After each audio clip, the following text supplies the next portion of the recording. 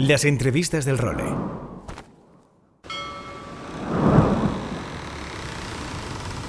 Bienvenidos a bordo del Role. Una placentera travesía por los mares del podcast. Zarpamos ya en busca de las mejores historias del mar. A la caña, Nacho Gómez Zarzuela.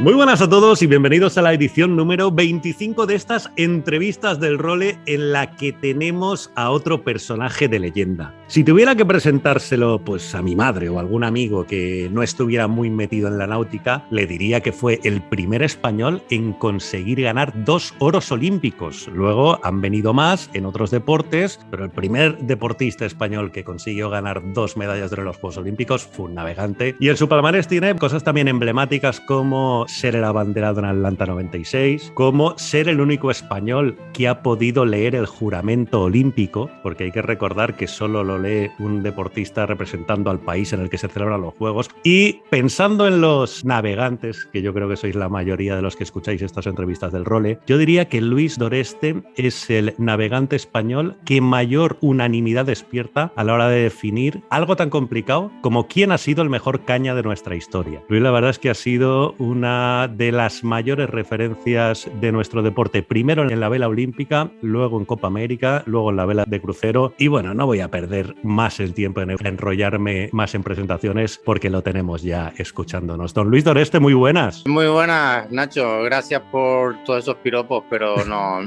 creo. En esto de las comparaciones, quién es mejor, quién es peor, eso no. Hay muchísimos buenos navegantes en España y no. Yo te lo agradezco, pero no me veo ahí. Pero bueno, en fin, dentro del grupito de los que han conseguido éxitos y les ha ido las cosas bien, pues sí, desde luego no me puedo quejar, está claro, pero hay mucha gente muy buena en España. Bueno, te honra la modestia, porque es verdad que es algo que también te ha acompañado durante toda tu carrera, pero yo te prometo que es verdad, o sea, al final siempre empiezas preguntando, y esto es muy complicado, porque al final no es un tema objetivo, ¿no? No puedes calibrar con números, así como puedes calibrar quién cruza antes una línea de llegada o no, no puedes calibrar quién es el mejor o el peor, pero sí que es verdad que cuando, pues de esto siempre te pones a hablar y te pones a, oye, ¿para ti quién fue? Joder, pues Luis Doreste, al menos en mis investigaciones, ha sido quien ha salido mayoritariamente con este cargo. Pero bueno, dicho esto, Luis, ¿cómo estás? ¿Cómo te va la vida? ¿A qué te dedicas? ¿En qué estás navegando hoy en día? Bueno, pues la verdad es que este año las cosas pintan mejor que los anteriores, porque no cabe duda que la pandemia esta fue un frenazo en todos los aspectos y principalmente para los que nos dedicamos a navegar. Bueno, yo tengo la navegación, como sabes, también de forma paralela con la universidad. Yo empecé dando clases en la Universidad de la UPC, en la Universidad Politécnica de Cataluña en Barcelona, y luego me trasladé aquí a la ULPGC, a la Universidad de Las Palmas. Entonces compagino las clases en la universidad con la navegación. En cuanto a navegar, pues mira, el martes o miércoles me voy para Miami, si todo va bien. Digo, si todo va bien, porque vi que hacen un PCR justo antes de subir al avión. Para estar ir a Estados Unidos, un PCR 24 horas, con lo cual igual llegas al aeropuerto con el resultado del PCR y resulta que te quedas ahí.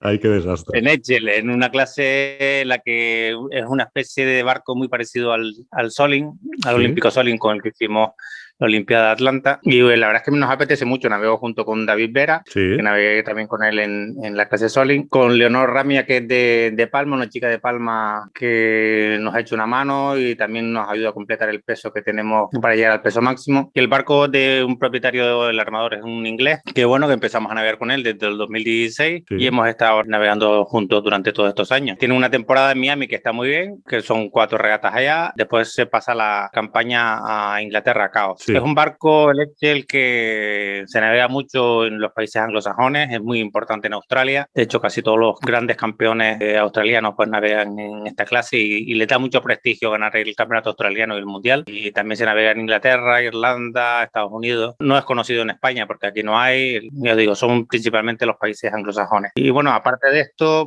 en crucero también, en el circuito de Swan 50, estoy con un barco italiano que estuve navegando con ellos en el Swan 42 hace 2 años. Bueno, antes de la pandemia, pues ya 2 años ya me pierdo un poco. Y pues en el Pelotari, con Andrés Varela, que también ha estado un poquito parado el barco. El año pasado hicimos Palma Vela, el barco ha mejorado bastante sus prestaciones con respecto a cuando se tiró al agua. Y este año pues haremos eso, Palma Vela y alguna regata más, creo que hacía Saint-Tropez y también la Maxi en Portochero. O sea que, bueno, bastante liado, ¿eh? Muy liado entre unas cosas y otras. ¿Qué barco es el Pelotari, Luis? El Pelotari es un 1068, es un diseño de 1000, que es el mismo que diseñó el Supernica. Bueno, es un barco que estaba con la misma idea, lo que pasa que, bueno, salió muy rápido del astillero y el primer año nos dio solamente disgusto. Disgusto es el barco, pero la tripulación, gracias al armador, Andrés, que es fantástico, pues realmente pasamos la temporada, pero es que peleamos mucho y no conseguíamos que el barco fuera lo suficientemente rápido o que defendiera el rating, ¿no? Porque al fin de cuentas estos barcos lo que tratan es de defender el rating, ¿no? Claro. Y pues de rápido ya iba. Claro. Un 68 pies, exacto. O sea.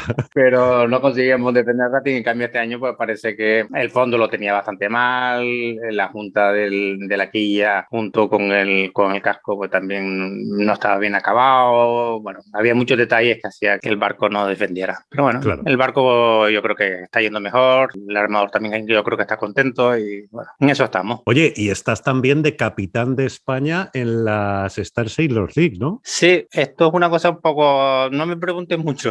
Pues mira, era lo que te iba a preguntar, pero bueno. No, sí, podemos hablar.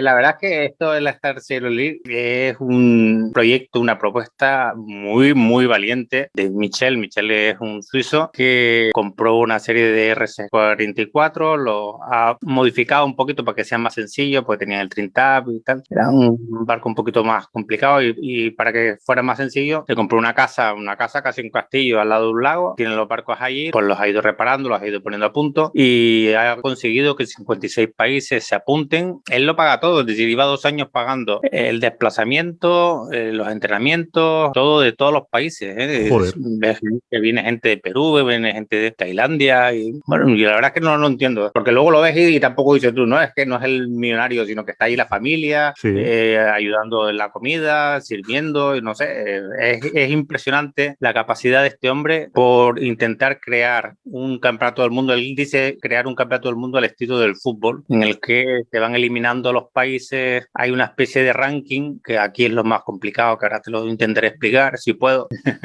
Hay una especie de ranking de estos 56 países, en donde por una serie de campeonatos de todas las clases, desde el Optimis hasta los cruceros, él ha puesto una serie de puntos y entonces en función de eso, pues los países tienen un ranking. Nosotros afortunadamente por ranking pasamos a cuartos de final y el resto se van eliminando. Hay una primera eliminatoria creo que es en junio, pero nosotros pasamos directamente a noviembre. Noviembre en Suiza, pues no sé. Entonces esto es por países, ¿no? Los 56 países, entonces se van, como tiene 4 barcos, lo que va haciendo son campeonatos de 4 y pasan los 2 primeros de cada grupo. Y así van pasando las eliminatorias hasta la última final, en la que al final participarían 4 barcos también. Y después lo que es más complicado también es la elección de tripulantes, porque él empezó, teóricamente, esto se tenía que haber hecho ya el año pasado o el anterior ya, porque se ha ido retrasando. Por el tema del COVID, pues se ha ido posponiendo, ¿no? Pero la elección de tripulantes también, o sea, hay 10 tripulantes, de los cuales 5 vienen por ranking y 5 los elijo yo. Bueno, ya los he elegido, ¿no? El ranking pues también dice, no, es como la ATP, como el tenis, pero, hombre, el tenis todo el mundo juega tenis, la misma masculino o femenino, ¿no? Pero aquí ha mezclado... Es mucho más difícil en lo nuestro. Es mucho más complicado, porque estás mezclando gente de 420, gente de 470, gente de crucero, gente de no sé qué, claro. Y entonces ahí haces una especie de potaje y va dando puntos y al final, pues, ranking. Entonces, el primero del ranking, en la fecha tal, el 5 de noviembre, pues, el que esté primero del ranking es el que entra dentro del equipo. Entonces, claro, salen tripulaciones un poco así extrañas, ¿no? Pero claro. Bueno, nosotros, está Jordi Chamar, Diego Botín, Yago, Silvia Más. Estos son, en el equipo, los que he elegido yo son Jaime Arbones, Carlos Hernández, Juan Meseguer, Nano Negrín.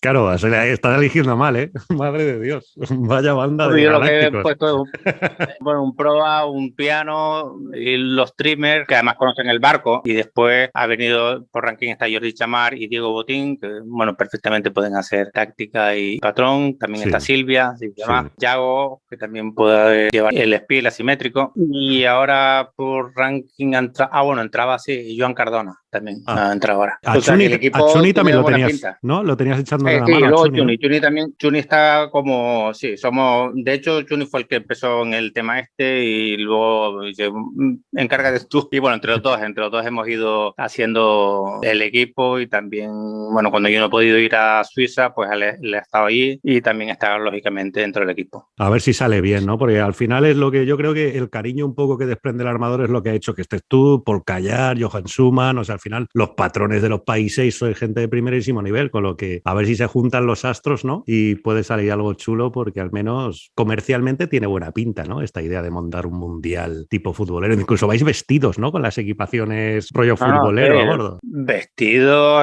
con el himno antes de empezar, subida de bandera. No, es todo un show. Un show que ha montado este hombre y me quito el sombrero porque la gana y el ímpetu que pone a cada cosa que hace. Hombre, hay veces que dice, pues tienes otras cosas, ¿no? Y dice, pero no, por el ímpetu que pone y por las ganas que tiene, pues no lo puedes dejar al hombre solo, ¿no? Y ahí estamos, a ver qué tal sale todo esto. Muy bien. Lo que pasa es que, claro, intentar conseguir que todos, porque está el Sail GP que termina el día 12 y nosotros teóricamente empezamos el día 14. No sé, compaginar las regatas de cada uno con este mundial así por países no es fácil. Claro, yo entiendo también que muchos regatistas son profesionales y aquí no, aquí vas por el amor al arte, ¿no? Si te coincide con alguna regata en la cual estás comprometido, pues es complicado que puedas venir. Entonces, este es el equipo inicial y la idea es que sean los que naveguen, pero como te digo, si coinciden con algo y hay alguien que no pueda venir o lo que sea, pues ya veremos cómo lo solucionamos. Oye, Luis, ¿y en la facultad de qué das clase? Bueno, yo hice informática en Barcelona. Cuando empecé a estudiar la carrera, estaba becado por la Federación por haber ganado el Mundial de la ISAF en aquella época. Bueno, el de la IRU de aquella época, ahora, bueno, luego ISAF y ahora ya no sé ni cómo se llama.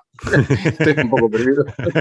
Ya, la ISAF tampoco se llama ISAF, ahora se llama, no sé. Bueno, pues entonces fui a Barcelona, estudié la carrera de informática, que en aquella época era una carrera nueva, y luego pues me quedé trabajando allí en la Universidad Politécnica, dando clases de informática, y en el año 98 pues me volví para aquí, para mi casa, para Canarias. Estuve 20 años en Barcelona haciendo preparaciones olímpicas y estudiando primero y trabajando después, y ahora pues compagino el trabajo en la universidad con las regatas. Hombre, es un sitio donde más o menos si hay buen ambiente, que lo hay, afortunadamente, pues si me tengo que ir a una regata la semana que viene, pues hay alguien que me da la clase y cuando vuelvo pues yo se la recupero a él, que más o menos en una empresa normal sería mucho más complicado, porque no puedes decir pues me voy una semana o me voy 2 semanas fuera, porque bueno, pues ahí te quedas. Muy bien. Claro.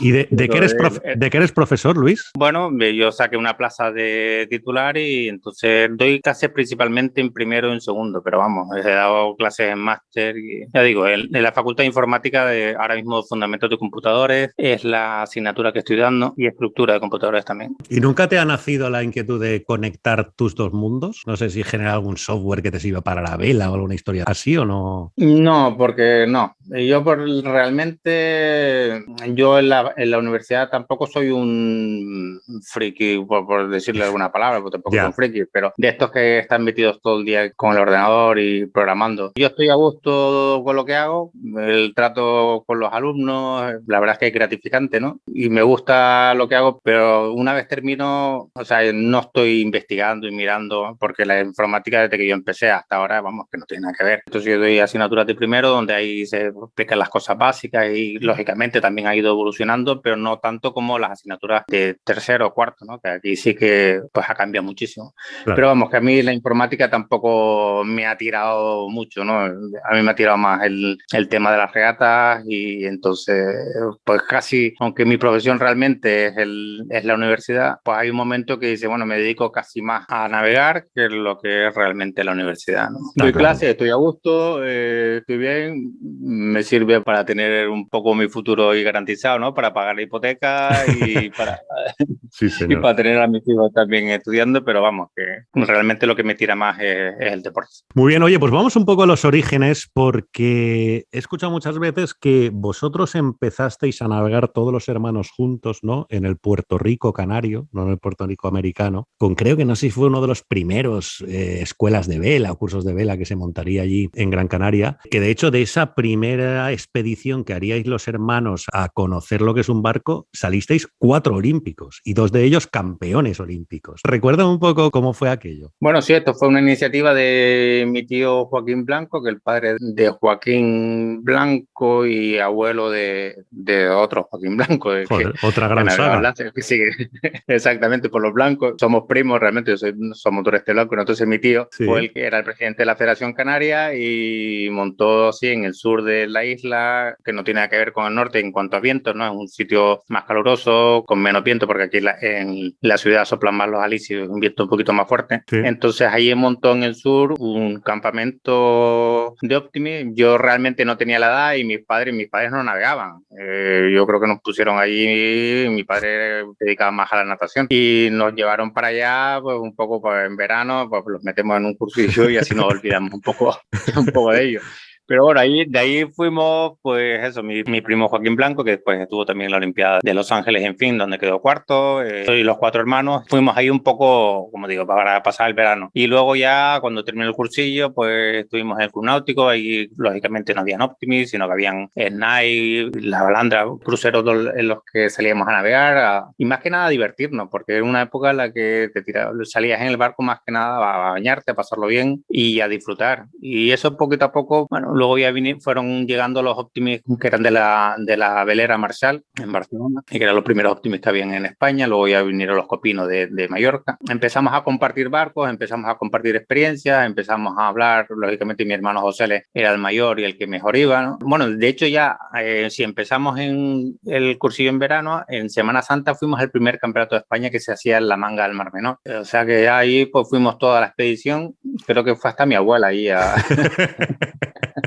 Qué bueno. Acompañarnos. Y bueno, pues ahí empezamos y bueno, las cosas fueron yendo bien. Y como digo, porque salimos a divertirnos y porque íbamos compartiendo ahí las experiencias, ¿no? Y poquito a poco, pues bueno, luego José, que era el mayor, recibió también la beca para ir a Barcelona para estudiar. Sí. Él estudió medicina, pues fue un poco el que nos abrió el camino a todos, porque de hecho tanto José como Noluco, Gustavo y yo pues ganamos antes de ir a Barcelona en un campeonato de la ISAF, y entonces pues bueno, fuimos recibiendo la beca y fuimos yendo a estudiar a Barcelona, porque una de las cosas que tenía la federación en aquella época, dirigida por Miguel Companys, era que el que quisiera venir becado a la residencia Bloom en Barcelona tenía que hacer una carrera. Él anteponía los estudios, porque en aquella época era imposible vivir de la vela. Entonces decía, pues tienes que venir a estudiar, y el que quiera venir a navegar tiene que estudiar también. Y todo lo que estábamos ahí, pues durante la semana íbamos a estudiar y los fines de semana nos trasladábamos a Palamós, donde allí estaba la sede de la vela española, de la federación, y allí pues navegábamos. Seguimos con la misma filosofía de divertirnos, de pasarlo bien, de ir compaginando. Yo, bueno, navegué en 470 cuando ya me fui a Barcelona, pues sí, ahí te decían, pues tienes que navegar una clase olímpica, y ahí hicimos las preparaciones olímpicas. Coincidí en preparaciones olímpicas con mi hermano Gustavo, que él fue a Moscú. Ya estamos hablando de Jurásico, ya. Sí, José también fue a Moscú, ¿no? José le fue a Moscú, sí, José le fue a Moscú y fue a Montreal. A Montreal, o sea, sí. Desde el 76 estaba yendo a Olimpiadas. ¿Cómo vais ordenados y qué dados lleváis entre los cuatro, Luis? José es el mayor. Bueno, somos realmente 6. Tenemos una hermana mayor, después viene José, de los que navegamos somos los 4. José, vale. Después viene Noluco, después viene Gustavo, que quizás lo conocen menos porque él hizo la Olimpiada de Moscú, quedó sexto en 470, y después hizo la preparación para Los Ángeles, pero ahí nos clasificamos nosotros, Roberto Molina y yo. Qué bueno, competiste contra Gustavo por clasificarte para los Juegos. Y luego contra Noluco, sí. Joder. Hemos tenido ahí nuestras peleas y nuestras luchas, pero siempre muy bien llevadas, ¿no? Ya. Vamos, yo te puedo decir que si las medallas son un 50%, tanto mías como en el caso de Los Ángeles, de mi hermano Gustavo, porque hicimos muy buenos entrenamientos juntos y la selección también fue dura, y al final, pues bueno, todo ese aprendizaje sirvió para conseguir la medalla de Los Ángeles. Claro. Y luego ya pasé al flying, donde ahí estaba mi hermano Luco, que también competimos para ir a Seúl y Barcelona, y luego navegamos también los dos juntos cuando el flying dejó de ser olímpico. Navegamos los dos en Soling y también competimos para ir a Atlanta y a Sydney. Bueno, Sydney fue él, Atlanta fui yo con Manri y con David Vera. Sí. Y bueno, siempre me ha tocado hacer alguna selección, o bien con Gustavo o bien con Oluco. Ordenado cronológicamente Sí. sería José, que aparte de ser el mayor es el que más corpulencia tiene, es más Sí. alto, más fuerte. Sí, Entonces, el delfín, él está ¿no? dedicado exactamente a navegar el fin. Y a mí a mí me dejaron los restos. Y yo a lo más que podía era navegar en Co 70 o en Solin. Bueno, luego tengo otro hermano más pequeño, pero lo que pasa es que le llevo 8 años. Entonces él empezó a navegar, pero después ya se dedicó al surf porque dice, bueno, esto... Cuando eres hermano pequeño en una saga de 4, claro, no es fácil, ¿no? Oye, Luis, José Luis y tú sois los más conocidos a nivel popular, por decirlo de alguna manera, por los Juegos Olímpicos, evidentemente. Noluco es muy conocido también en el mundillo náutico, porque, coño, pues evidentemente en el mundo de la vela también hay que tener... Claro, y es lo que te decía, ¿no? Y Gustavo es quizá el que menos trascendencia a nivel popular ha tenido, por lo que comentabas, ¿no? Porque él estuvo en todas aquellas campañas olímpicas también a vuestro nivel, porque, joder, competir contigo directamente, pero a los juegos ya es que tenía un nivel top mundial, pero luego quizás el que se ha desligado un poco más de la vela de altísimo nivel, ¿no? Sí, sí. Bueno, él, pero que se haya desligado de la vela de altísimo nivel no quiere decir que navegue menos, porque él está navegando en clase A en el Fórum, ahí en Barcelona. Él se dedicó más a su profesión. Él hizo dentista, bueno, hizo primero medicina, porque en aquella época no se estudiaba dentista directamente, sino que tenías que hacer medicina. Hizo medicina, después dentista, ya montó sus consultas y entonces se dedicó más a su profesión, pero nunca dejó de navegar, nunca ha dejado de navegar, porque sigue navegando ahí casi todos los fines de semana en el Fórum en clase A. Y luego, esto sí, luego se dedicó más es el que más se ha dedicado a su profesión, y entonces se ha dedicado más a navegar por placer. Y como ha navegado también menos en crucero, y por eso quizás se le conoce menos en el mundo donde la vela de crucero pues ahora mismo te da más nombre. O eres olímpico o si no, realmente eres menos conocido a nivel popular, ¿no? Claro. Oye, ¿y cómo fue esa primera preparación olímpica? Porque tus primeros juegos, que esto es algo también súper peculiar, ¿no? Por lo exitoso, ya fueron los que sacaste el oro en Los Ángeles. ¿Cómo fue un poco ese primer proceso, Luis? Bueno, el primer proceso fue eso, que yo llegué en el 79 a Barcelona, la Olimpiada de Moscú era el 80. Llegué ya prácticamente empezando la selección para ir a Moscú. Estaba muy verde y empecé primero, tuve incluso a Noluco de tripulante, estuvimos navegando juntos un par de regatas, pero bueno, eso entre que aterrizaba la carrera y tal, no estaba muy por el tema. Entonces luego ya llegó al año siguiente, llegó Roberto Molina a Barcelona y entonces empezamos a navegar juntos. Bueno, pues las cosas desde el principio nos fueron yendo bastante bien. Estábamos ahí en la lucha por ir a Los Ángeles entre mi hermano Gustavo y Rodrigo Andrade, que es un gallego que se afincó en Palamós para hacer la preparación de los Juegos de Los Ángeles. Y bueno, realmente la lucha fue dura porque ellos estaban muy bien preparados, muy profesionales. Nosotros estábamos más en Barcelona estudiando entre semana y navegando los fines de semana. Y bueno, luego la primera selección fue bastante dura porque al final hubieron muchos descalificados, muchas protestas y la federación tuvo que suspender aquella selección y volverla a empezar a criterio de... Hubo muchas protestas, porque había muchos nervios de cara a ir a la Olimpiada de Los Ángeles. En la época, Luis, yo supongo que quizá una de las grandes diferencias sería el número de flota, ¿no? Porque ahora yo tengo un poco la sensación de que me equivocaría poco apostando por quién va a ir a los Juegos en 470 en París. Pero en la época yo creo que el abanico estaba mucho más abierto, ¿no? Había más barcos, más flota en general. Antes ibas a un campeonato de España con 70 y te podías encontrar, yo creo que 60 barcos. Es que había flota en todas partes, en todos los clubes, y es que no había tanta diferencia, no habían esas becas, y entonces todo el mundo iba con lo que había. Entonces todo el mundo en principio tenía opción. Entonces empezamos las selecciones y empezabas un poco a acotar, ¿no? Pues los primeros pasaban como un poco a la siguiente fase, y al final la selección para Los Ángeles éramos 8 tripulaciones, las que la federación decidió, estos son los que pueden hacer la selección para Los Ángeles, y éramos 8. La primera selección fue muy dura, y al final la federación decidió, bueno, pues entre mi hermano Gustavo, Rodrigo Andrade y nosotros, pues se lo tienen que jugar en estos 3 campeonatos. El primero fue la Semana de Roma y fuimos allí pues las 3 tripulaciones y bueno, ahí ganamos, ahí fue el primer gran éxito que tuvimos, porque hasta la fecha estábamos ahí en el grupito, no en el grupo delante, pero en el segundo grupo, ¿no? Porque date cuenta que en aquella época, cuando yo empecé a navegar, estaba prohibido llevar velas extranjeras, perdón, barcos, los barcos tenían que ser roga. Y ya luego empezaron a venir los barcos nautivela, pero es que todo el material, incluso los Optimis, estaba prohibido que pudieran venir barcos de fuera y todo el material tenía que ser español. Era una época un poco diferente, ¿no? Luego ya cuando estaba en la selección para Los Ángeles ya no, pero ya ahí teníamos nautivela y teníamos velas Norse y tal, pero estaba todo mucho más restringido. El proceso fue que al final quedamos estas 3 tripulaciones, fuimos a la Semana de Roma y ahí ganamos. Después fuimos a la Semana de Palma y ahí quedamos nosotros terceros, pero siempre las tripulaciones, tanto Rodrigo como mi hermano Gustavo, siempre por detrás. Entonces ya quedaba una, pero la federación ya decidió cortar ahí y bueno, mandarnos a nosotros a Los Ángeles. Para Los Ángeles se había comprado un barco holandés que estaba yendo muy bien, se llamaba un barco El Cadet, que estaban ganando tanto los holandeses como los finlandeses con ese barco. Y nosotros teníamos también un barco español que se hacía en Madrid, ahora mismo se me fue el nombre, que se hacían en una granja. Hostia.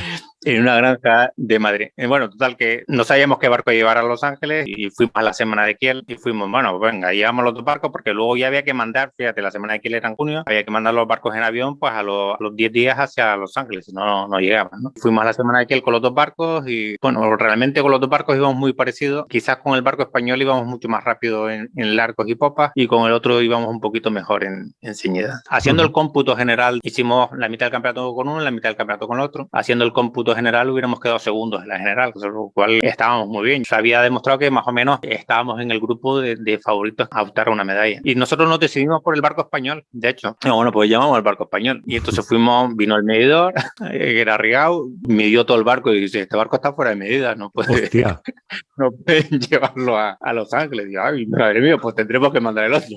Pues nada, pues mandamos el otro.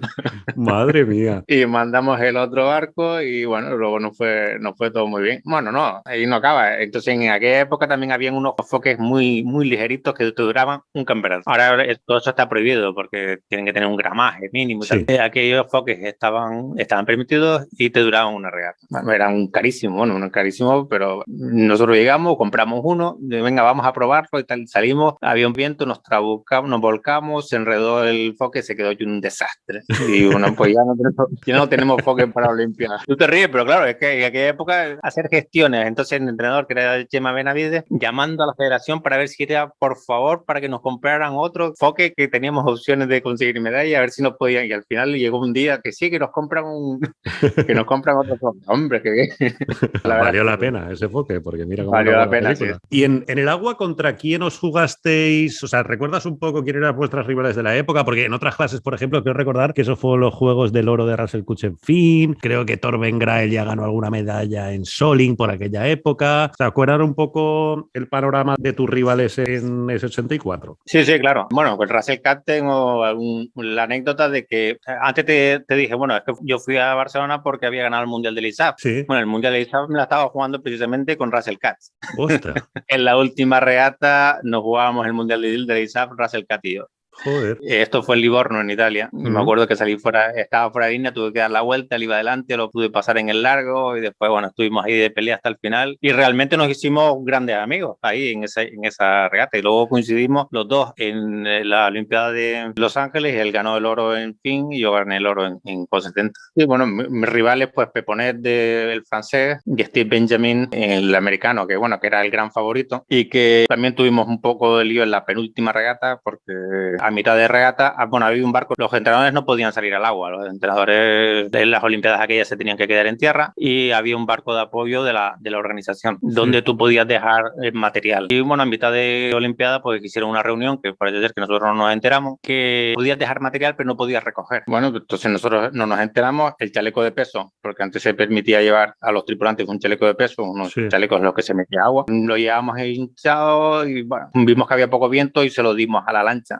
Y luego vimos que empezaba a subir un poquito el viento y lo pedimos y nos lo devolvieron. Entonces los americanos nos vieron y nos protestaron. Y nada, luego llegamos a tierra y afortunadamente, bueno, luego ya lo vaciamos porque realmente no nos hizo falta. Y nos protestaron porque habíamos incumplido la regla. Digo, pero es que nosotros no sabíamos. No es que no sabíamos, que tampoco era una... Pero si la misma organización es la que te da... No puso ninguna pega en darte el chaleco, pues bueno, no sé. Era una regla que la habían dicho, no sé si como recomendación o como realmente como regla que te podían descalificar. Ya. porque no nos sacamos ninguna ventaja tampoco del tema, ¿no? Y al final se solucionó esta protesta y bueno, fue una Olimpiada que realmente nos fueron yendo las cosas muy bien. O sea que, bueno, en esta Olimpiada, bueno, luego Steve Benjamin es el que me lo encuentro ahora casi en todas las regatas de Echel, él está navegando, es uno ¿sí? de los figuras. Sí. Qué bueno. Me lo encuentro aquí. Oye, lo que sí que tendría una connotación muy especial, imagino, Luis, yo lo recuerdo en flashazos, porque yo era muy jovencito, tenía 9 años cuando ganaste tú el primer oro, pero sería la repercusión, ¿no? Porque en aquellos Juegos Olímpicos, yo no sé cuántas medallas sacaríamos, pero serían 4 o 5 y no sé si el único oro fue el vuestro. ¿Cómo recuerdas? Supongo que allí en el agua, con mucha alegría, joder, vuestra victoria, pero quizá el regreso a España sí que sería muy especial, ¿no? Sí, bueno, de hecho sí, ya lo dices bien. Hubieron 5 medallas en total y el único oro fue el nuestro. Entonces, bueno, viajamos con la delegación Por supuesto no había móvil. Claro. Cuando ganamos, intentar llamar a España. Bueno, cuando llegamos a la Vía Olímpica, si ven aquí al teléfono que puede llamar a España, pero bueno, en aquel momento era imposible. Y entonces, bueno, cuando veníamos en el avión, llegamos a Madrid y ahí estaba mi padre y tal, nos estaba esperando. Y bueno, en Las Palmas hay gente ahí en el aeropuerto y yo pensaba, bueno, pues será porque nosotros cogíamos el avión a Madrid, de Madrid a Gran Canaria. Vamos, no paramos en Madrid a celebrar nada, sino que ya directamente nos fuimos a Gran Canaria. Y yo pensaba, pues bueno, pues será los que navegan y tal, la gente del club esperando ahí en el club, ¿no? En el aeropuerto. Pero es que llegamos al aeropuerto y era como, no sé, como esto cuando se gana un mundial de fútbol, la gente en el aeropuerto. Qué bueno. Es que, y luego todo el trayecto hasta la gente parada en los arcenes. Y Joder. Con las bocinas y con banderas y realmente fue un espectáculo. Yo estoy muy agradecido a todo el mundo, bueno, especialmente lógicamente aquí a los de la isla, porque es que aquel recibimiento fue impresionante. Yo no me lo podía esperar. Qué bueno. Yo casi pierdo la medalla ahí porque zarandeándome para arriba, para abajo. Sí, tipo futbolista, vamos. Sí, igual. O sea, esto que llegar al aeropuerto y todo el aeropuerto, pero a reventar. Oye, pues acaba esa Olimpiada y cambias de barco, ¿no? Cambias de clase. Decidiste dar el salto del 470 al Flying Dutchman, que, bueno, un poco para la gente que no conozca Flying, sería el equivalente, salvando las distancias, al 49er de hoy, ¿no? El barco como más espectacular, que más rápido iba, que había en aquella época en el panorama de las clases olímpicas, ¿no? Sí, bueno, en aquella época todavía había la mili, no sé si alguno lo conocerá ahora. Después de la Olimpiada, pues sí, tuve que ir a hacer la mili a Zaragoza, no sé qué, eso fue un año un poquito de parón. Bueno, perdona, el año siguiente todavía hicimos el Campeonato de Europa en Italia y ganamos el Campeonato de Europa en Eslovenia, fue contra los Jeff y compañía que quedaron segundos. Después vino la mili, fue un poquito de parón, realmente ya del 470 estaba un poco cansado y se me ofreció la posibilidad de navegar en Flying y bueno, la verdad es que me apetecía bastante cambiar un poquito de aire y empecé a navegar en Flying junto con Andor Serra. Bueno, las cosas realmente desde el principio no fueron muy bien. Andor, el que estuvo de presidente de la FNOB, Andor Serra, ¿no? Es el mismo Andor Serra. Sí, Andor Serra, sí. Oh, coño, sí. Pues sí, él navegaba en fin y bueno, pues venga, navegamos juntos y tal. Bueno, de hecho ya él había navegado antes, había empezado a navegar antes de tripulante en Flying, no recuerdo con quién, no sé si con un mallorquín, con Jorge Fortés. Pero bueno, empezamos a navegar y bueno, las cosas nos fueron bien. También como que el año siguiente quedamos terceros del europeo y ganamos el mundial en Kiel. O sea que fue la cosa, esto fue ya en el 87. O sea, empezamos a navegar en el 86 con vistas a la Olimpiada del 88 en Seúl, con lo cual era un poquito justo, pero ya digo, desde el principio las cosas no fueron muy bien. Aquí ya empezamos a pelearnos contra mi hermano Noluco, que navegaba con Domingo Manrique, que ellos iban también muy bien. Ganamos el mundial del 87 en Kiel y empezaba la selección para Seúl. Y el año siguiente, en el mismo 88, ganamos el Campeonato de Europa. No, perdona, ahora me estoy adelantando. Lo que pasó con Andor es que tuvo un accidente de moto y se le fastidió la rodilla y entonces tuvo que dejar de navegar en Flying. ¿Y qué pasó? Bueno, pues nosotros, así como ahora todo el mundo va a Australia, a Miami, a todos los sitios, pues en aquella época a Los Ángeles, por ejemplo, no fuimos nunca antes a navegar. Y a Seúl, incluso después de haber ganado la medalla de oro en la Olimpiada anterior, tampoco nos llevaron nunca antes a navegar a Seúl. Entonces, bueno, ¿y qué condiciones hay en Seúl? Allí la selección me dice, allí hay poco viento. tienes que buscarte un tripulante ligerito, que esto es un poco... Y digo, bueno, hablé con Miguel Noguer, que había ganado la medalla con Abascal, estaba ligerito, era casi yo creo que 10 kilos menos que antes. Venga, Miguel, vamos a navegar, vamos a probar la Olimpiada de Seúl. Ya había que clasificarse antes, claro. Y la verdad es que las cosas no fueron más o menos bien. Empezamos y en el mismo 88 ganamos el Campeonato de Europa que se hizo en Palma de Mallorca. Esto fue unos meses antes de la Olimpiada. Bueno, al final la federación tenía que elegir entre Domingo Manrique y mi hermano Luco, que era una tripulación, o Miguel Noguerillo, y la federación nos eligió a nosotros. Domingo y Noluco iban realmente muy bien, muy rápidos con viento, pero bueno, la federación tenía que tomar una decisión y nos eligió a nosotros. Bueno, pues cuando llegamos a la Olimpiada de Seúl, resulta que no sé si estaba pasando la cola de un tifón o qué es lo que era, pero vamos, un temporal ahí entre la corriente y la ventolera no fue, una Olimpiada no fue bastante. Cuando no rompíamos una cosa, no fue nuestra Olimpiada. Y bueno, eso fue una anécdota, eso de que allí iba a haber poco viento. Digo, madre mía, tío. Pues sí que hay poco viento. Sí. Que vaya visión. Bueno. Sí, vaya visión. Y entonces luego ya, como había navegado con Miguel solamente para la Olimpiada, luego quedaba Domingo Manrique, que dejaba de navegar con Noluco, y empecé a navegar con Manri. Y ahí hicimos toda la preparación junto con nuestro entrenador Manolo Pasos, que éramos un trío, vamos. Íbamos a todas las regatas juntos, y gracias a Manolo, que bueno, le tengo mucho cariño porque fue nuestro gran acompañamiento durante toda esa preparación, ¿no? Y bueno, pues las cosas realmente nos fueron yendo bien. También ahí compramos un barco para la Olimpiada de Barcelona, pero a mí no me terminaba de convencer. Y eso, bueno, tú dices, todos los barcos tienen que ser iguales, pero es que no son todos los barcos iguales, aunque sean monotipos. Y nosotros en aquella época ya sí que flying en España sí que no hay mucho, así como con 70 y esto sí, flying no, había muy poquito. Entonces, y íbamos a navegar mucho a Italia, unos amigos italianos, nos quedábamos en su casa y bueno, pues salíamos a navegar ahí, a entrenar juntos, y nosotros veíamos que nos costaba realmente ganarle a esta tripulación. Y cuando nos cambiamos de barco, pues el barco suyo iba como una moto, era todo mucho más sencillo. Y bueno, entonces ellos hicieron su preparación, su campaña olímpica, y no se clasificaron por un punto en la última regata. Y yo pensé, bueno, pues quizás no sería malo pedirles el barco. Y Manolo decía, no, que esto lo ha comprado la federación, ¿cómo lo voy a decir yo? La federación que ha comprado un barco nuevo. Y yo, bueno, vamos a pedirle el barco. Y le pedimos el barco y el barco iba muy bien, el barco iba rápido y se notó enseguida. El mundial de ese año habíamos quedado, lo que pasa es que ese año hubieron dos, uno en Nueva Zelanda que coincidía casi en Navidades, quedamos terceros, y luego en Cádiz habíamos quedado quintos. Entonces estábamos dentro del grupito de los que podían ganar, pero iba a ser bastante dura la Olimpiada de Barcelona. Y bueno, yo creo que gracias a este barco también, y gracias a este barco, y que probamos una orza orientable, donde le podíamos dar una serie de grados, que al principio tuvimos bastante miedo en ponerla porque se podía romper. De hecho, la cambiamos a mitad de campeonato porque vimos que se estaba rajando. Pero el Flying era un barco fantástico en el que podías pensar, podías innovar, podías tunearlo, ¿no? No solamente era navegar, era un barco en el que te permitía hacer muchas mejoras, y a mí yo lo recuerdo como el mejor barco en el que navegaba. Oye, y lo de la orza, por curiosidad, Luis, ¿por qué era? ¿Podíais ceñir más o por qué ventaja le sacabais a la orientación del ángulo de la orza? Sí, la teníamos un poco así en plan como un rombo, y entonces se autoorientaba un par de grados solamente, y eso nos permitía ceñir un poquito más. ¡Qué bueno! Y vimos que no le íbamos a poner, pero vimos que los daneses, que también estaban dentro del grupo de favoritos, la llevaban. Y yo, pues aquí hay que espabilarse. Y allí teníamos un amigo belga también que se dedicaba a esto de la fibra, y él trabajando lo pasaba un desastre. Y le decía, venga, Dani, para mañana la tenemos, para la semana que viene. Tardaba un mes.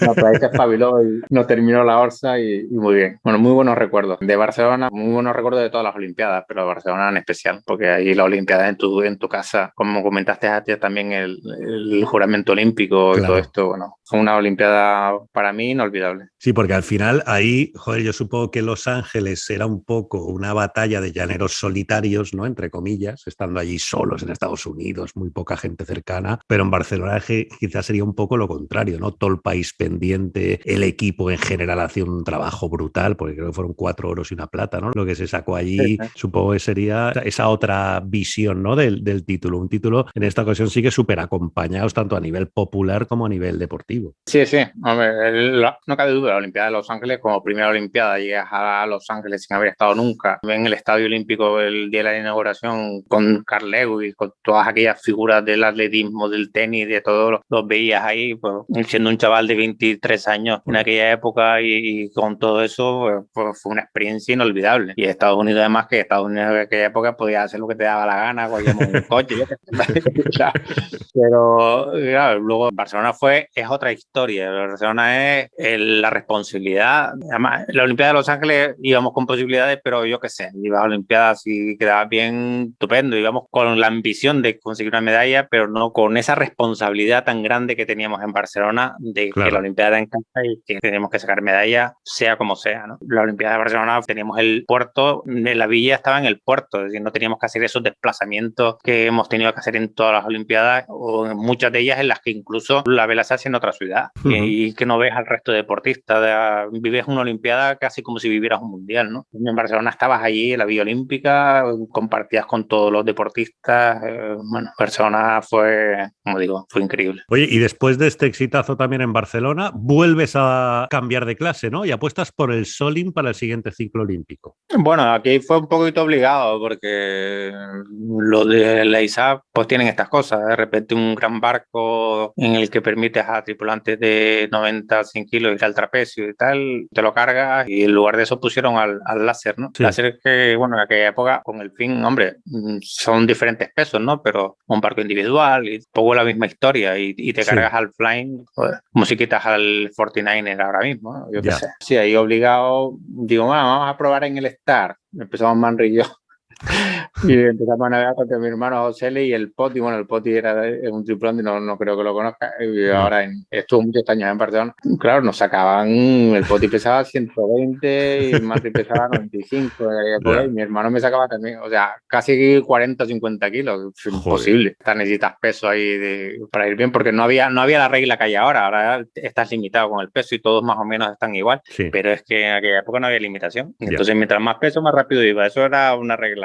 Claro. Estaba claro. Y entonces luego, bueno, pues empezamos a navegar en Solin y también desde el principio más o menos nos empezó a ir bien. En el 92 o el principio del 93 empezamos en Solin y ya el primer mundial que hicimos en Atenas ese mismo verano del 93 quedamos terceros, con lo cual estábamos ahí. ¿Qué problema tenía el Solin? Que tenía flota y tenía más race. Y más race en España estábamos más verdes que verdes. Hoy en día ya se ha evolucionado mucho, pero sí, con lo que ha sido luego en más race, ¿no? Y que en esa época, claro, no habíais hecho nunca. Nunca. Y es que las reglas eran, bueno, las reglas son las reglas, ¿no? Pero es que, claro, la interpretación es más un ajedrez, es conocer la situación y aplicas esto, aplicas lo otro. Y nosotros estábamos más acostumbrados a la nube, al role, a no sé qué. Sí. Y claro, de repente, ¡pum! Y era más conocer el reglamento, vamos, al dedillo, ¿no? El reglamento lo teníamos ahí, pero cumpliendo las normas básicas y navegando bien ya teníamos suficiente. Entonces, en Solin realmente hicimos muy buena campaña. Mi hermano Noluco ganó el Mundial, estoy hablando del 96. Noluco ganó el Mundial en el 94 en Helsinki y al año siguiente, el 95 en Kingston, en Canadá, lo ganamos nosotros. Pero siempre las dos tripulaciones luchando por ganar el Mundial. En flota teníamos muy buen nivel, porque te estoy hablando de mundiales, en los mundiales no había más race, era todo flota. Y ese mismo 95, la preolímpica, nosotros ganamos la preolímpica de flota y en el más race, pues no nos fue bien. Y entonces lo que le pedíamos a la federación era un entrenador de más race o hacer más regatas y que no, que tal, siempre eran pegas. Total, al final decidieron llevar un entrenador de más race a Atlanta durante la preparación. En lugar de estar navegando en flota y conociendo el campo de regatas y ajustando un poco todo, pues estábamos entrenando más race. Y bueno, pues al final nos descalificaron primero. No había regla del minuto, es decir, si tú estabas fuera de línea podías volver a entrar sin tener que pasar por fuera del comité. Y realmente estábamos fuera de línea, volvimos a entrar y salimos y nos descalificaron diciendo el jurado que no habíamos entrado. Y llevamos testigos, incluso a Schumann, que estaba por ahí y tal, y dijeron que no. Total, que con ese nos descalificaron ese primero y por un punto no entramos en los 6 primeros del Mar Rey. O sea que al final tanto entrenar Mar Rey y al final no entramos. No fue una buena Olimpiada. En flota ahora no nos sentimos a gusto. No entrenamos en flota durante todo el tiempo que estuvimos ahí antes. Fue una muy mala planificación de la Olimpiada de Atlanta, porque yo creo que teníamos teníamos capacidad para poder estar más adelante, para poder luchar por las medallas. Porque incluso luego, al año siguiente quedamos segundos en el europeo de Marrey, es decir, y quedamos segundos en Jerez. Hicimos 5 regatas en las que hicimos podium en Marrey. O sea que en Marrey al final conseguimos meternos ahí, pero una mala planificación también por nuestra parte, lógicamente. No puede decir que la federación, sino por nuestra parte, para llegar mejor preparados a la Olimpiada de Atlanta. Ibas porque la tripu de Solin erais 3, ibas con Marri, con David Vera, ¿era? Exactamente, sí. Que ya han sido 2 alter ego prácticamente hasta hoy en día, ¿no? Que has seguido navegando con ellos, yo no sé ni las veces que habrás navegado ya con ellos en regata. Sí, bueno, de hecho ahora David navegamos juntos en el Elche, vamos juntos a Miami. La verdad es que yo he tenido muy poquitos tripulantes, en el 470 navegué siempre con Roberto y en Flying, bueno, por las circunstancias tuve que cambiar, pero después con Manri todo el rato desde esos 4 años, ¿no? Sí. Hasta la Olimpiada de Barcelona. Y luego en Solin, pues también Manri y David. O sea que, bueno, y terminó esa Olimpiada y quedaba Sydney. Y ya, lo que pasa es que Sydney ya coincidió con muchas cosas. Coincidió con la Copa América de Nueva Zelanda, con el Bravo España. Y bueno, ya pues también la familia fue creciendo y todo se fue complicando un poquito. Y de hecho, la preolímpica de Sydney del 99, es decir, un año antes de la Olimpiada, quedamos cuartos. Y habíamos quedado segundos en flota. Pero terminó la Copa América del 2000 y la verdad es que no me apetecía meterme porque para ir a la Olimpiada de Sydney era meterte a tope ahora a preparar la Olimpiada y la verdad es que terminé muy quemado después de todo eso y dije, bueno, me vuelvo a casita y me dedico a la universidad, que la tengo un poquito abandonada, a la familia y entonces ya a la Olimpiada de Sydney ya fue mi hermano Noluco. Ahí nace otro de los grandes retos de tu carrera, que fue ese Bravo España, ¿no? El desafío de la Copa América del año 2000, era el 3º consecutivo de España. Además, ahí llegabas tú con mucho protagonismo, ¿no? Había sido 92, estaba Pedro Campos, que lo llamó Toño, Gorostegui, 95 fue Jane Bascal y el 2000 un poco aterrizas tú como figura de referencia. ¿Cómo recuerdas aquello? ¿Cómo se gestó? ¿Cómo fue? Cuéntame. Bueno, a mí me llamó Pedro para ser táctico. La verdad es que, bueno, con Pedro siempre me he llevado muy bien, siempre hemos tenido muy buena relación. Y bueno,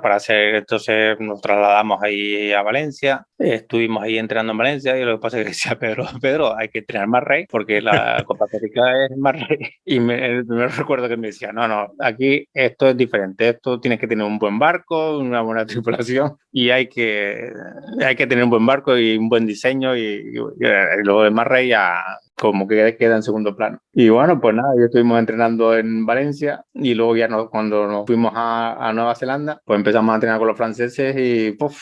Nos daban cuenta. Y se le dijo, Pedro, te dije que había que entrenar más rey. Y digo, bueno, y dice, tú que estás un poquito más entrenado, mejor que hagas tú la salida y después me lo das a mí. Y digo, pues si no hemos entrenado nada. Y ahora me da la barco la salida.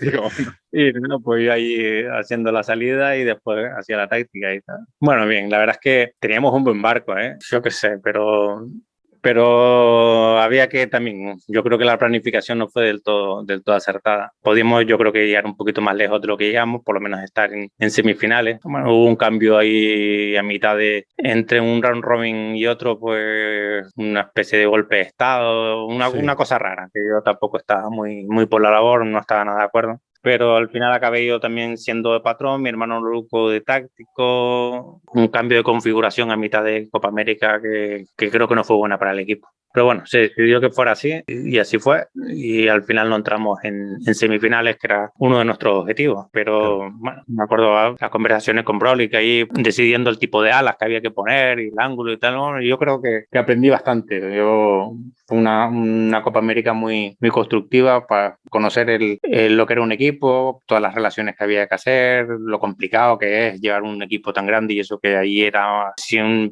o 95% español. Lo difícil que llevar un equipo de tal magnitud durante tanto tiempo, ¿no? Y eso sirvió un poquito de experiencia para luego la siguiente. Pero bien, muy bien. Yo guardo muy buenos recuerdos de todo, vamos, y de esa Copa América, pues también, ¿no? Todas las vivencias que tuvimos ahí en Nueva Zelanda. Sí, yo ahora estamos haciendo también aquí en el Role un serial sobre toda la historia de la Copa América. Y precisamente esta semana he hecho el capítulo, que la gente cuando lo escuche ya lo tendrá por ahí colgado, de la edición del 2000. Y a mí me llamó mucho la atención 2 cosas, ¿no? Una, esa que comentaba, ¿no? Lo del golpe de estado? Porque al final dices, porque se ve que fue desde arriba, a Pedro lo apartaron y como lo que subieron para arriba, os dejaron a ti de responsable al bordo, pero todo era una situación, ¿no? Un poco lo que me comentabas ahora, muy, muy extraña, al menos vista desde fuera. Sí, la verdad es que yo, no, como te dije, no compartía ese cambio. Ya. ¿De dónde vino exactamente? Pues realmente no lo sé. No lo sé de dónde vino, pero claro, entonces Pedro a lo mejor llegó en algún momento a pensar que como que yo estaba detrás de eso. Y yo le dije, mira, que vengan los responsables, nos ponemos aquí, vemos un cara a cara. Y yo te digo, y yo creo que, bueno, pero nos hemos seguido llevando muy bien y me sigo llevando muy bien porque vio perfectamente que yo no estaba en ese golpe de estado. Había alguna parte de la tripulación que quizás lo promovió ese golpe de estado, por llamarlo de alguna forma, ¿no? De apartar a Pedro de ahí, pero bueno, son cosas que pasaron en su momento y que, ya digo, creo que el equipo hubiera seguido mejor, hubiéramos obtenido mejores resultados si hubiéramos continuado tal como íbamos, con la misma organización que teníamos, que no nos estaba yendo mal, y luego si había que hacer un cambio tal, pues ya cuando terminara esa copa de cara a la siguiente, pero yo creo que Pedro también luchó para que esa copa saliera adelante y yo creo que tenía que estar ahí, como estuvo las anteriores, ¿no? En fin, pero bueno, no sé. De hecho un poco Pedro luego te invitó a ser el táctico en las regatas costeras de una Volvo, no sé si fue la de 2008, ¿no? O sea que, vamos, que habéis mantenido una muy buena relación luego. Sí. No, sí, a Pedro, las veces que me ha llamado, él ha movido muchos barcos, muchos proyectos y ha contado conmigo en algunas ocasiones, con lo cual siempre le estaré agradecido. A José Luis también, que era un enemigo de guerra, yo una vez con los dos enemigos, uno y otro, pues era como el Barça y el Madrid, es como si hubiera jugado con uno y con otro. Porque José Luis también, pues estuve navegando con él y yo qué sé, personas que mueven proyectos y que mueven gente y que tienen barcos y tal, pues yo creo que va bien para todo el mundo porque todo lo que se pueda mover y todos los barcos que podamos tener en España, pues bienvenidos sean. Pero ha montado muchos proyectos, muy buenos proyectos y bueno, pues eso hay que agradecerse. Claro. Oye, de aquella Copa América también tenemos otro recuerdo, joder, muy delicado, pero que a mí también, joder, si sale esa edición de la Copa América, lo que me pide el cuerpo es nombrarlo aunque sea en homenaje, ¿no? Que fue el trágico accidente que tuvo Martin Whitner entrenando en Valencia y antes de iros hacia Nueva Zelanda. ¿Cómo recuerdas aquello, Luis? Como una tragedia total. Estábamos navegando en Valencia con viento así de tierra, no había mucho viento, ¿eh? No te podría decir que había más de 10, 12 nudos y no sé, de repente había que cazar algo y fue Martín a probar y como reventó la polea esa y le cogió la yugular. Vamos, en ese momento se vio un estallido, mucho movimiento porque yo estaba atrás llevando el barco y no veía exactamente, enseguida vino la sodia, pero bueno, ya no sé, vi al salir solamente la cantidad de sangre que había y no. La verdad es que yo creo que la peor experiencia de mi vida. Antes te iba a comentar un poco cuando estuvimos entrenando en Valencia, pero digo, no. Yo no me apetecía, pero sí, la peor experiencia de mi vida y Martin era una persona excepcional, fantástica, que tenía el equipo, luchaba por el equipo, bueno, formaba una piña con todos los que estábamos ahí, ¿no? Y un golpe muy duro para todos y más para la gente que estaba más en contacto con él, ¿no? Pero para mí, pues...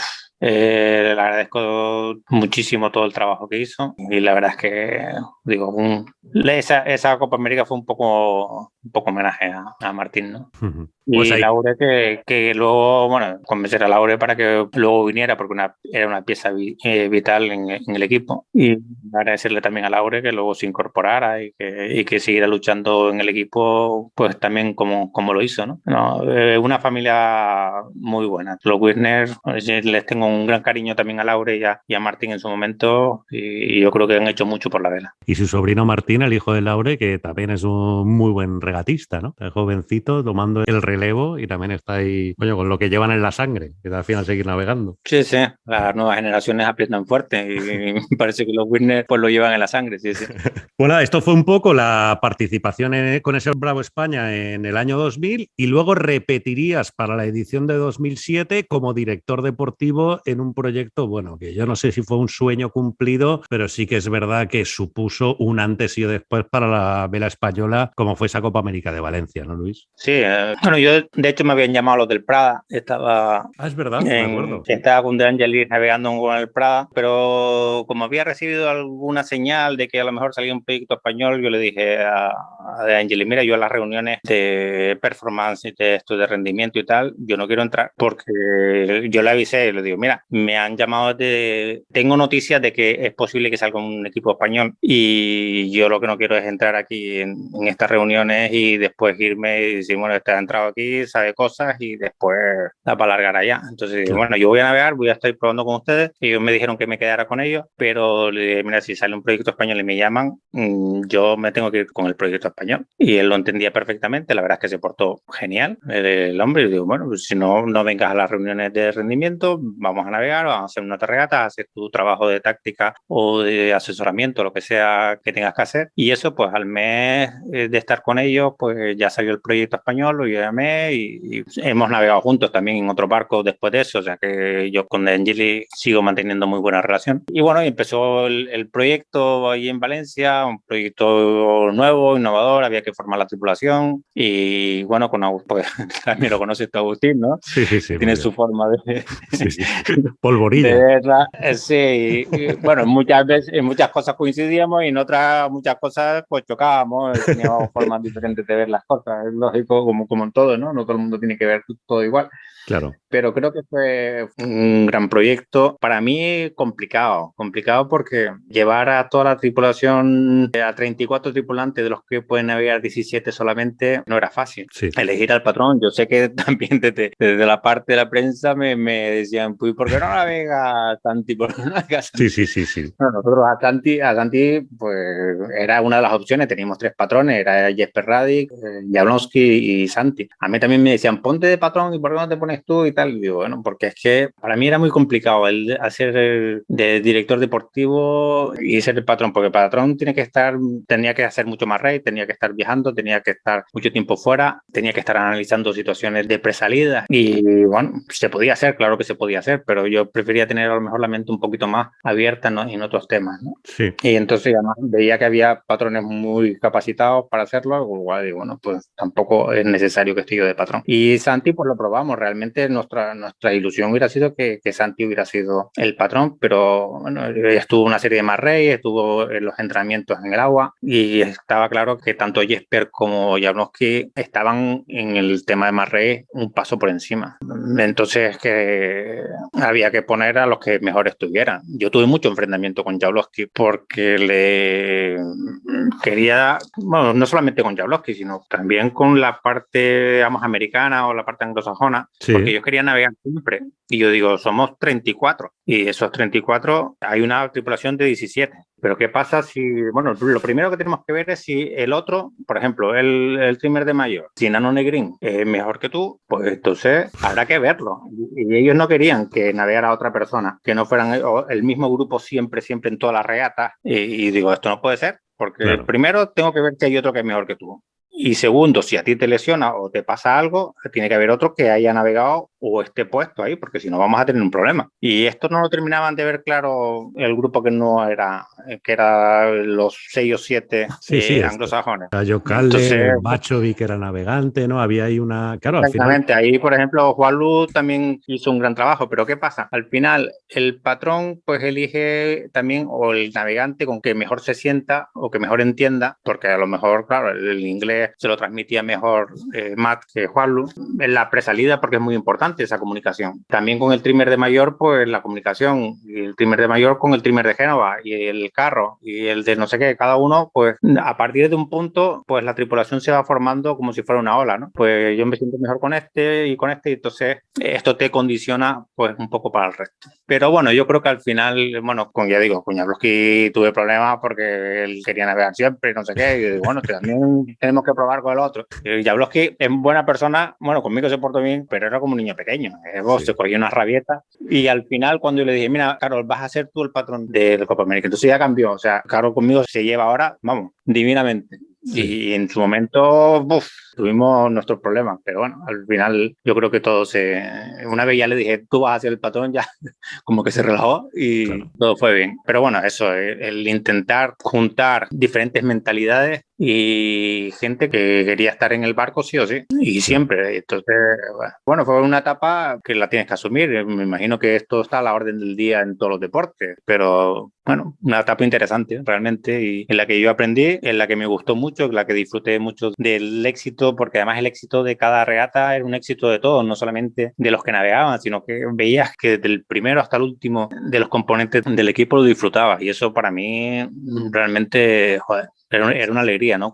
Que había una victoria cuando nos clasificamos para semifinales, cuando las victorias al equipo de Nueva Zelanda. Todo eso son recuerdos muy bonitos que tengo de esa Copa América, y además veía que la ciudad lo vivía, que Valencia estaba a tope con la Copa América. Entonces, formar parte de ese equipo español, bueno, son cosas que se te quedan ahí también, muy buenos recuerdos. Sí, sí, es que tu labor, has descrito muy bien, creo yo, la gran dificultad política que tenía a tu cargo. O sea, al final, deportivamente, joder, las decisiones yo creo que las tendrías clarísimas porque esto es un tema de conocimiento y rendimiento, pero todo eso llevaba acompañado de una película de guiris que escribía Perico y que decía todo el mundo y que tal y que cual, contra españoles, oye, la oportunidad y los españoles no vienen a bordo y este va a ir. Claro, ese debate no deportivo que era acompañado al resto, joder, era al final una labor política que al final los resultados son los que determinan cómo fue, que fue de maravilla, ¿no? Porque el rendimiento deportivo de aquel desafío contra los equipazos con las que se competía, con una presión que había brutal, con un presupuesto como el que en la vida ha habido, yo creo que, joder, va a estar contento al final de cómo se acabó y del rendimiento que mostró y del seguimiento, lo decías, ¿no? Lo de Valencia, el seguimiento que se tuvo en España de ese desafío español. Yo no sé si en la vela vamos a volver a ver algo igual, de bajarte a un bar y que en la tele tengan puesta una regata de Copa América. No, yo te digo, en Valencia luego ya cuando terminó, bueno, estaban, no sé por qué vinieron mis padres, estaban por ahí por Valencia, fuimos a tomar algo ahí en un bar, y cuando fui a pagar me dice, no, ya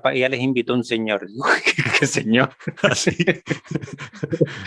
Qué bueno. Yo, bueno, pues, que nos había invitado un señor ya, pues, en un bar, bueno, habíamos tomado, no habíamos, un café y una cerveza, yo qué sé, no sé qué habíamos tomado, pero nos había invitado un señor, madre mía. Qué grande. Sí, sí. Muy bien. Oye, pues acaba esa Copa América, Luis, y tienes esa experiencia en la Volvo, ¿no? Que comentábamos antes, que hiciste de táctico en las regatas costeras con aquel Telefónica negro. ¿Tú te has planteado alguna vez hacer una Volvo más en serio? O sea, hacerla entera con las etapas oceánicas y todo, ¿o no te lo pide el cuerpo? No, yo sí, bueno, de hecho nos habíamos planteado ya después de aquella, ya teníamos un barco y todo, estuvimos en Sanjenjo para la siguiente edición, estaba el Telefónica azul y el Telefónica negro. El Telefónica azul creo que era que, bueno, no sé de cuál de los dos, uno de los dos lo habían vendido y el otro se quedaba como banco de pruebas para luego el barco, el Movistar que hicieron, que llevó Iker, de patrón. Ah, sí. Nosotros estuvimos allí y íbamos a tener un patrocinador que era, no sé si era el BBVA, y estábamos, toda la tripulación, lo habíamos todo montado ya para empezar. Pero bueno, al final la cosa se fue retrasando y yo creo que salió el comprador de los chinos, el Sanya, Sí. que compraron el barco español, y yo creo que Pedro vio la oportunidad de decir, en vez de tener dos barcos y estar aquí con este barco, además, que se podía romper en cualquier momento, ya era, y yo lo vendo y me quito esto. Y al final nos quedamos ahí todos medio en palanca, ¿no? Lo teníamos ya montado, o sea, mi ilusión era hacer una Volvo y estaba todo el equipo y todo montado, pero bueno, al final no salió. Y eso fue y después con el IMOCA también, con David íbamos a hacer la Barcelona World Race y también todo me acuerdo con Repsol, y ya estaba todo a punto de firmarse, y aquí empezaron las prospecciones en Canarias, y entonces la gente en Canarias empezó a ir en contra de las prospecciones y se empezó a formar el lío, y pues mejor que Repsol no. Y Joder, total, qué pena. No, yo creo que está predestinado, porque igual me hubiera pegado una leche, porque es que las dos veces que estaba, vamos, que no faltaba nada, que ya estaba a punto para hacer una regata de este estilo, que la verdad es que me apetecía hacer no, me apetecía, ahora mismo no, ahora ya yo creo que ya está. Pero en aquella época sí que me apetecía mucho hacer una regata oceánica de esta envergadura, y las dos veces por nada. Digo, pues casi que estaba escrito que no debería ir. Joder, bueno, es lo que tú dices, a lo mejor alguien te estaba protegiendo, vete tú a saber. Y bueno, me llamó Pedro para hacer de táctico. La verdad es que eso era una locura, porque era vente de táctico a Río de Janeiro para navegar un día. O sea, sí. la regata insular era un día y eran 2 regatas. Bueno, en Río hicimos solamente una porque había poco viento, no sé qué. Y entonces, sí, esto era un disparate. Fui a Río, fui a Boston, a Estocolmo y a Galway Sí. para navegar un día. Y es que lo ves ahora y, bueno, a lo mejor en aquella época me pareció normal, pero ahora...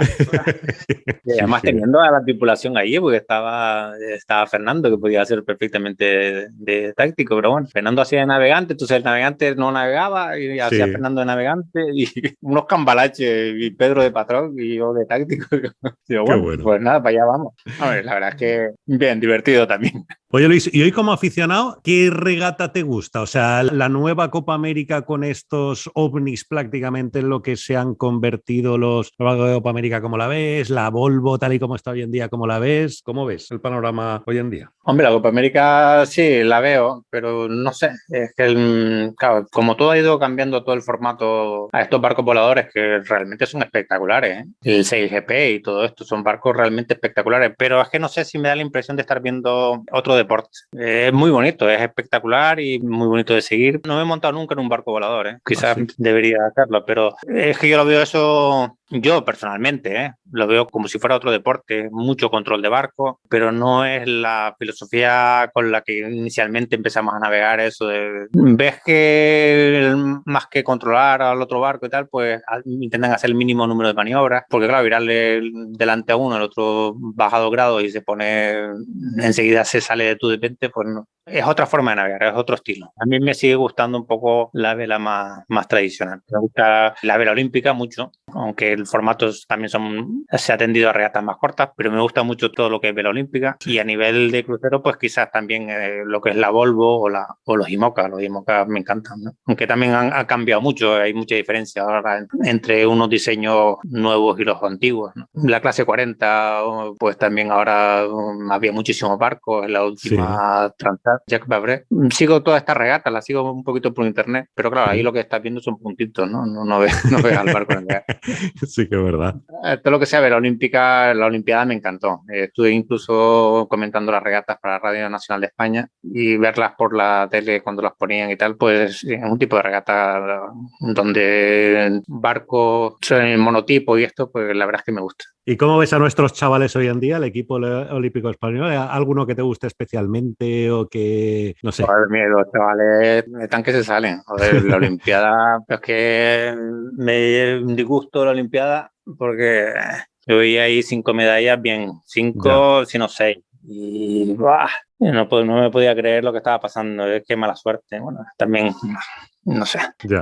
Creo que el equipo español tenía muchas más posibilidades de medalla de las que realmente al final se trajeron. Teníamos un equipazo que lo tuvimos en Barcelona con esos 4 oros y una plata y yo creo que este estaba al mismo nivel, si no superior. Uh-huh. Y al final, entre una cosa y otra, es que las medallas no venían. Íbamos muy bien y como que al final, la segunda mitad de la Olimpiada no nos fue bien. Pero bueno, veo que todos, joder, es que Jordi, Diego, Iago, Joan Cardona, yo qué sé, Tara, es que seguro, Silvia, es que seguro empiezo a decir y alguno dirá, coño, no me nombras. Son muchos, Seguro. es que son muchos.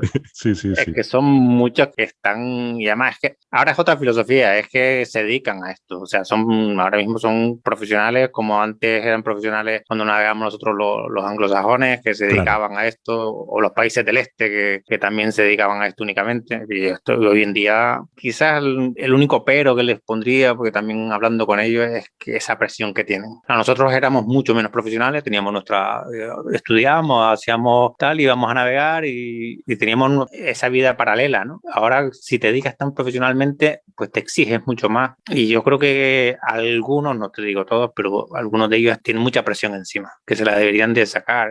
Si no consigues el resultado, no se acaba el mundo ahí, ¿eh? Claro. No solamente españoles, también te estoy hablando de gente italiana, que tal, que también navego mucho en barco italiano, y es que parece que se les acaba el mundo si no consiguen un buen resultado, y eso no es. Nosotros no teníamos, te puedo asegurar que esa presión en mi época no existía. Ya. Oye, y para ir acabando, Luis, que al final a lo tonto llevamos prácticamente hora y media de conversación y tampoco te quiero robar más mañana, hombre, que bastante amable has sido. La Copa del Rey, que no hemos hablado de la Copa del Rey todavía y ha sido una competición en la que, bueno, en esa no fallas. Bueno, he fallado algunos años, pero sí, últimamente, bueno, es que claro, es que no he hablado del pobre Javier, pobre Javier, que me llama todos los años y mira, yo si hay un barco en el que me encuentro a gusto navegando, hay muchos, pero con Javier es que es fantástico. Javier Bandera montó en su equipo de Málaga, siempre intenta encontrar el mejor barco, hemos navegado en monotipo cuando ha cuadrado, Sí. En Son 42 no, porque él no se lleva en un barco, entonces claro, si navega en su 42 y tiene que ser él el patrón, pues tampoco el monotipo no le va, además que tampoco te vas a meter en un monotipo una gente que lleva haciendo todo un circuito durante un año y tú montarte la Copa del Rey para Claro. una regata. Es imposible. No tiene sentido, ¿no? Entonces, bueno, él está cómodo ahí en la clase ORC2 y ya te digo, la Copa del Rey este año no fue todo muy bien. Yo creo que teníamos un gran barco, igual que tuvimos el año pasado, pero con estos sistemas de clasificación, de puntuación, que yo no lo comparto en absoluto, pero bueno, es el que hay y si estamos allí, pues es porque lo hemos aceptado. Pero este año nos ha ido todo muy bien y bueno, pues nada, seguiremos. Lo que pasa es que el año que viene, si estoy metido en el Swan 50, igual no puedo hacerlo con Javier, pero vamos, que Javier y el equipo que tienen de Málaga, entre Dani, Piti, el Medina y todos ahí, pues hacen un equipazo que te hacen estar bien y navegan muy bien, porque es que en España, claro, hablamos de los profesionales y no sé qué, pero es que hay cantidad de gente que no es profesional, que navega muy, muy bien y hacen su trabajo muchas veces mejor que un profesional. Y estos que estoy hablando son los que están en el equipo de Javier, que no son profesionales, pero que navegan como si fueran profesionales. Y eso se nota en el barco. Pues queda dicho, palabra de don Luis Doreste. Pues Luis, nada, que ha sido un auténtico placer tenerte aquí. La verdad, muchísimas gracias por haber compartido este ratito con nosotros, por haber repasado toda tu carrera, que joder, la gente ya ha visto lo que ha dado de sí y seguro que nos hemos dejado mil cosas en el tintero, pero bueno, yo creo que lo fundamental lo hemos podido repasar, que yo creo que la gente habrá disfrutado muchísimo con este resumen de lo que han sido 40 40 años de carrera, ¿no? Con esos... No, son más, ¿eh? Ah, sí, pues mira, ¿ves? Claro. Yo más de 50 años navegando. Pues mira, o sea, el corte me había quedado. 50 años estuve en un barco. Muy bien, pues lo dicho, Luis, 1.000.000 de gracias, de verdad. Gracias a ti, y enhorabuena por el programa. La verdad es que yo me lo he pasado muy bien también hablando contigo y recordando anécdotas que parezco el abuelo Cebolleta es. Pues ha sido un auténtico placer. Don Luis Doreste, 24º protagonista en estas entrevistas del rol.